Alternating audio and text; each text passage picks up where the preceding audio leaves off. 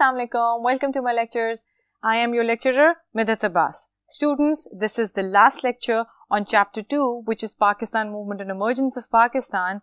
Let's just finish it together. हमने last lecture में subjective part के 6 questions discuss किए थे. Now there are remaining 4 questions. चलिए उनको अपने साथ खत्म करते हैं. The 7th question is, describe the salient features of basic democracy system. Now you have to describe, आपने बयान करना है, salient features of basic democracy systems. एक quick recap करते हैं. Basic democracy की system किसने introduce किया था? Excellent, अयूब खान ने. और इसने ये system क्यों introduce किया था? Because इससे पहले जो parliamentary system था वो fail कर गया था. So ये 4-tier system अयूब खान ने इंट्रोड्यूस किया था in order to represent people. उसका ये मानना था कि democracy should be the form of constitution. लोग अपना representative खुद चुने ताकि उनको ये हक हो कि वो अपने मुल्क का लीडर या अपने मुल्क के हुक्मरान का जो choice है वो खुद कर सकें. Now, when you first describe all these things, जब आप ये बता दें कि basic democracy system क्या है, अयूब खान ने इंट्रोड्यूस किया, 4 tiers में था, फिर उसके बाद आप आगे उसको डिटेल में बताओ कि 4 tiers थे. Union council, which is also called the town committee, जिसको टाउन कमिटी भी कहते हैं, tehsil council, district council and divisional council. ये 4 tiers हैं. हर tier has its own responsibilities. हर टियर की अपनी एक कॉम्पोजिशन है. हर टियर में एक स्पेसिफिक नंबर ऑफ लोग पीपल हैं. उन नंबर ऑफ पीपल की एक स्पेसिफिक रिस्पॉन्सिबिलिटीज हैं. So you have to explain all of them, and for that you will have to refer to my lecture which is on the Ayub Khan's era. So yes, over here you will describe the composition, कितने members, कैसे elect होते हैं, then the responsibilities of these committees. So her 4 tier को आप explain करोगे, उसकी composition बताओगे, कौन उन उसकी representation को choose करता है, और फिर उसको आप उसकी responsibilities explain करोगे. That is how you're going to discuss all the 4 tiers, and then you will have to describe them in detail. Paragraph में answers होने चाहिए, complete detail होनी चाहिए, because it is a detailed subjective question, so you should not miss out on any important points. Moving on, we have question number 8, which is to describe the salient features of Constitution of 1962. आपने 1962 की Constitution के salient features जो हैं उनको describe करना है. अब 1962 Constitution जो है वो in actuality 250 articles पे मुश्तमिल है, right? और आपकी टेक्स्ट बुक में और हमने जो डिस्कस किए थे, there are certain 9 points जो कि हम उस कॉन्स्टिट्यूशन के डिस्कस करते हैं कि 1962 की कॉन्स्टिट्यूशन में कैसे डिसाइड किया गया कि गवर्नमेंट किस टाइप की हो, रिप्रेजेंटेशन किस टाइप की हो, लोग किस किस्म की जिंदगी गुजारें, किस रिलीजन को फॉलो करें. सो यस, फेडरल कॉन्स्टिट्यूशन कि फेडरल फॉर्म ऑफ गवर्नमेंट होनी चाहिए कि एक सेंट्रल गवर्नमेंट हो. 2 विंग्स, पाकिस्तान के 2 विंग्स थे, वेस्ट और ईस्ट, उनको इक्वल स्टेटस दिया गया. प्रेसिडेंट हेल्ड पावर, जो प्रेसिडेंशियल पावर है, गवर्नमेंट जो है प्रेसिडेंशियल फॉर्म की थी कि जो मुल्क का हुक्मरान है वो प्रेसिडेंट होगा, बट उसका एक ड्रॉबैक था कि उसमें जो प्रेसिडेंट था उसको बहुत सारी पावर दे दी गई थी. So he was accountable for a lot of things, plus decision making एक हाथ के अंदर आ गई थी, जिसके अगेंस्ट बहुत लोग हुए थे. इस्लामिक प्रोविजंस थी कि लोग इस्लामिक वैल्यूज के अकॉर्डिंगली जिंदगी गुजारेंगे, इस्लाम को फॉलो करेंगे as a way of life. Fundamental rights of citizens कि जो भी नेशन या जो भी लोग उस मुल्क में रहते हैं उनके बेसिक ह्यूमन राइट्स पूरे किए जाएंगे. एंड नेशनल लैंग्वेज का जो इशू था वो भी रिजॉल्व कर दिया गया था, क्योंकि पाकिस्तान के 2 विंग्स थे, ईस्ट और वेस्ट, तो उर्दू और बंगाली दोनों को नेशनल लैंग्वेजेस डिक्लेयर कर दिया गया था. So yes, keeping in mind all these points, आपने एग्जैक्ट जो 9 फीचर्स हैं सेलिएंट 1962 के कॉन्स्टिट्यूशन के वो डिस्क्राइब करने हैं, उनको एक्सप्लेन करना है कि अगर इस्लामिक वैल्यूज है तो वो क्या वैल्यूज थी, किस तरह उनको फॉलो करना है. Then you have to write down national language, completely बताना है in 2 to 3 lines in a small paragraph कि yes, Urdu and Bengali were declared the national languages. So that's how you have to explain this question. Now let's move on to the 9th question. Examine the features of Legal Framework Order 1970. अब Legal Framework Order जो है जो 1970 में पास हुआ था, उसके features आपने examine करने हैं. एग्जामिन का मतलब ये होता है कि आप पहले एक्सप्लेन करोगे कि वो फीचर्स क्या हैं एग्जैक्टली, और फिर उसके बाद you will give an analysis out of it कि आपको क्या लगता है कि क्या लीगल फ्रेमवर्क ऑर्डर एक कॉन्स्टिट्यूशनल मेकिंग फ्रेमवर्क था या नहीं था. सो यस, इस लीगल फ्रेमवर्क ऑर्डर के थ्रू पाकिस्तान, वेस्ट पाकिस्तान के 4 प्रोविंसेस कर दिए गए, 1 यूनिट डिलीट कर दिया. Just a quick recap, do you remember legal framework order pass किसने किया था? Yes, it was Yahya Khan.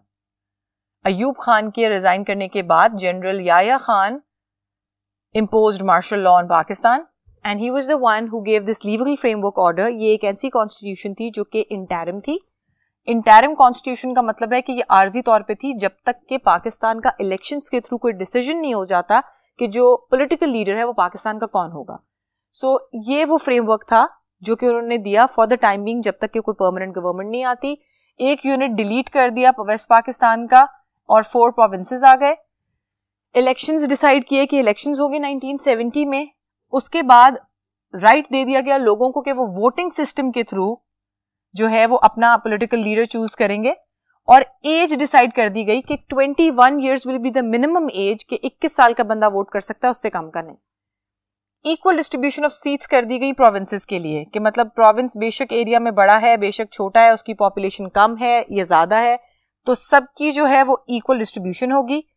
And then talking about कि टोटल नंबर ऑफ सीट्स जो है नेशनल असेंबली की वो 313 कर दी गई, जिसमें खवातीन का जो है वो एक कोटा रखा गया, बट उसके अलावा भी खवातीन को अलाउ किया गया कि वो जनरल सीट्स पे भी कॉन्टेस्ट कर सकती हैं. The minimum age of the candidate of the national assembly वो भी डिफाइन कर दी कि वो 25 साल होगी, और साथ में ये भी कहा गया कि अगर 2 साल के अंदर अंदर नई कॉन्स्टिट्यूशन नहीं बनी तो नेशनल असेंबली को डिसॉल्व कर दिया जाएगा. अब इसको जब आप डिटेल में एक्सप्लेन कर देंगे तो then you have to give an analysis कि क्या आपको लगता है कि ये जो फ्रेमवर्क था वो एक अच्छा फ्रेमवर्क था for holding elections in Pakistan at that time, keeping in view the political situation, और क्या इसको लेटर फॉलो किया गया या नहीं. So yes, that brings us to the end of question number 9. Again remember कि आपने पैराग्राफ्स में कंप्लीट सेंटेंसेस में आंसर देना है, एलैबोरेट करना है, खोल के बयान करना है इन सारे पॉइंट्स को. Now coming to the last question, which is describe the causes and impact of the separation of East Pakistan and the emergence of Bangladesh. आपने describe करने हैं causes and impact of the separation of East Pakistan and the emergence of Bangladesh. अब it would be in your mind, आपके दिमाग में ये सवाल आएगा कि separation of East Pakistan and emergence of Bangladesh एक ही बात है. वो बिल्कुल है, लेकिन इनके causes जो हैं वो आपको separately इनको लेके चलना है. आपने पहले बताना है कि ईस्ट पाकिस्तान बनने के कॉजेस क्या थे, वो एक्सप्लेन करने के बाद बांग्लादेश कैसे फॉर्म में आया, कैसे 1971 की जो वॉर है उसके हालात पैदा हुए. So you have to explain all these things in detail. Now causes जो थे वो थे जियोग्राफिकल डिस्टेंस, क्योंकि ईस्ट और वेस्ट विंग में जो है वो डिस्टेंस बहुत ज्यादा था पाकिस्तान के, सो एडमिनिस्ट्रेटिव प्रॉब्लम्स आ रही थी. दूसरा, India, a complete entire country was between these two wings, तो वो अपना भी एक रोल प्ले कर रहा था during all this time. Impact of Hindus on trade and services, जो हिंदूज थे वो इन्फिल्ट्रेट किए हुए थे बांग्लादेश में, जो अब बांग्लादेश है, उस वक्त ईस्ट पाकिस्तान था. वो इस तरह क्योंकि जो इकोनॉमिक सारे उनके ऑक्यूपेशंस थे वो सब के सब जो थे वो हिंदू ने जो है वो डोमिनेट किए हुए थे, वहां पे ज्यादातर हिंदू ताजर थे. तो उन लोगों ने जो है वो सिचुएशन जो है वो अफेक्ट की हुई थी, और वो बांग्लादेशी लोगों के दिल में जो है वो नफरत पैदा कर रहे थे towards the west Pakistan. Economic backwardness, क्योंकि दरमियान में इंडिया था, and then the sea trade was only possible in west Pakistan, जहां कराची मेन सिटी था and Arabian sea was next to it. So उसमें भी प्रॉब्लम आ रही थी. Role of Hindu teachers, Hindu teachers जो थे उन्होंने एक बहुत बड़ा रोल प्ले किया, क्योंकि उन्होंने बंगाली स्टूडेंट्स के दिल में जो है वो इन मुसलमानों के अगेंस्ट हेट्रेड फिल करना शुरू कर दी, उनके अगेंस्ट उनको करना शुरू कर दिया. लैंग्वेज इशू, 1956 और 62 की कॉन्स्टिट्यूशन के अकॉर्डिंगली उर्दू और Bengali was the national language, लेकिन ये बात कहीं ना कहीं चुभ रही थी कि इससे पहले बंगाली नेशनल लैंग्वेज क्यों नहीं थी. सो ये भी एक इशू था. Problem of the representation ratio, कि जो रिप्रेजेंटेशन थी of the Bengali people in the east Pakistan, उसकी रेशो की जो थी वो उनके लिए मुश्किल थी. Indian interference. At the end the 6 points of Mujibur Rahman, the leader of the Awami League. So yes, these were the major causes for the separation of East Pakistan. The situation got worse क्योंकि 1970 के elections के बाद जब power में आना था अवामी league को, क्योंकि उसने मेजॉरिटी सीट्स विन की थी, तो वेस्ट पाकिस्तान में पाकिस्तान पीपल्स पार्टी को उनके कुछ मैनिफेस्टो के साथ इश्यूज थे, जिनके बिना पे जो पॉलिटिकल पावर है वो ट्रांसफर होने में टाइम लग रहा था. इस टाइम की वजह से सिविलियन अनरेस्ट बढ़ रहा था. वहां के लोग जो है वो बहुत ज्यादा उकसाव में आ रहे थे और इंडिया इस बात का फायदा उठा रहा था.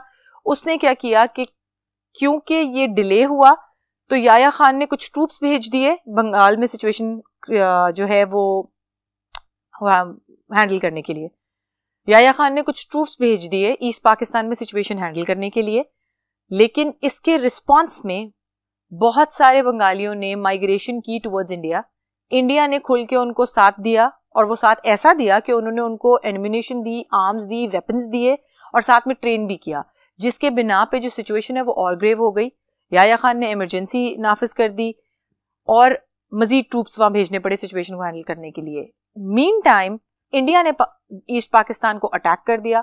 2 हफ्ते तक तो इंडिया को रोक पाई पाकिस्तानी आर्मी, लेकिन 2 हफ्तों के बाद जब उनके पास ना मजीद एम्युनिशन थी, ना खाना था, क्योंकि वेस्ट पाकिस्तान से ईस्ट पाकिस्तान तक वो ट्रैवल नहीं कर पा रहे थे, तो फाइनली 1971 में Bangladesh came into being. So Bangladesh को अपनी इंडिपेंडेंस मिली. That is how you going to explain the whole scenario in complete paragraphs discussing every single point. So we have ended finally the chapter 2 with all its questions. Next chapter start करेंगे अब हम next lecture में. तब तक के लिए अल्लाह हाफिज.